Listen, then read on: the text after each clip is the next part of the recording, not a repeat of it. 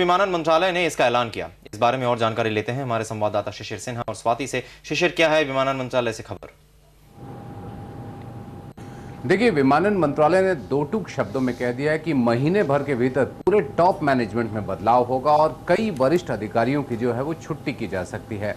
इसके अलावा कम से कम 4 जो है वो नए इंडिपेंडेंट डायरेक्टर्स लाए जाने की बात है। इन इंडिपेंडेंट डायरेक्टर्स में एनआर नारायण मूर्ति जो कि इन्फोसिस के चीफ मेंटर हैं, उसके अलावा सैम पित्रोदा और ऐसे ही कुछ जो एक्सपर्टाइज जो लोग रखते हैं कॉर्पोरेट गवर्नेंस में, उनको लाए जाने की बात है। दूसरी बात यह है कि चीफ ऑपरेटिंग ऑफिसर की नियुक्ति की जाएगी। ये चीफ ऑपरेटिंग ऑफिसर जो है उसके लिए ग्लोबल टेंडर निकाला जाएगा और ये जो चीफ ऑपरेटिंग ऑफिसर होगा वो चेयरमैन अरविंद यादव की मदद करेगा।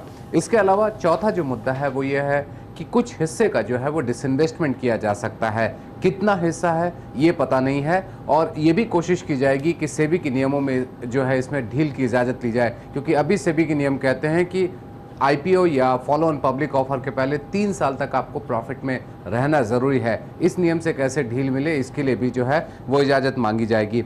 इसके अलावा एक और मुद्दा जो कि बेहद महत्वपूर्ण है वो ये है कि मेजर जो आप कह सकते हैं कि एम्प्लॉयज़ का जो नंबर है वहाँ पर रिस्ट्रक्चरिंग होगा। ये रिस्ट्रक्चरिंग किस तरीके से होगा, इसके लिए कमेटी अभी बनाई गई है जो इस बारे में विचार कर रही है। लेकिन शुरुआती जो संकेत है वो ये है कि जो इनके स्ट्रैटेजिक बिजनेस यूनिट हैं, 6 एसपीयू जो हैं, उनमें कर्मचारियों को ट्रांसफ़र कर दिया जाएगा, जिससे कि जो पर एयरक्राफ्ट एम्प्लॉय का जो कॉस्ट आता है वो कम से कम हो सके और उसका ग्राउंड ज़मीनी स्तर पर भी जो है उसका फ़ायदा देखने को मिले।